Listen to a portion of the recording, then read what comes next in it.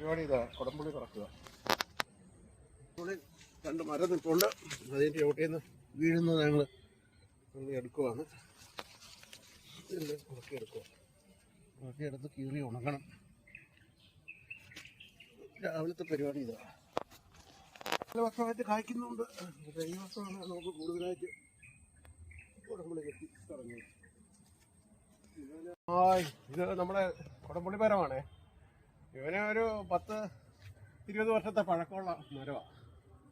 ഇത് ഒരു നഴ്സറിയിൽ നിന്ന് എന്താ ഒരു വായനശാലയിൽ വിതരണത്തിന് വന്നപ്പോൾ നമ്മൾ വാങ്ങിയതാണ്.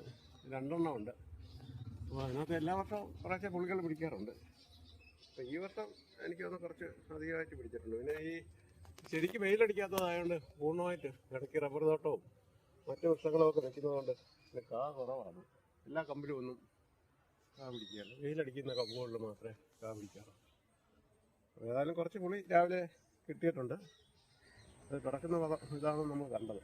ഇനിയിപ്പോൾ അടുത്ത ഒരു വീഡിയോ ആയിട്ട് അടുത്തൊരു ഫലവൃക്ഷമോ അല്ലെങ്കിൽ വൃക്ഷമോ നിങ്ങളെ പരിചയപ്പെടുത്തിക്കൊണ്ട് അടുത്ത വീഡിയോ നമുക്ക് കാണാം. എല്ലാവർക്കും ഹായ്.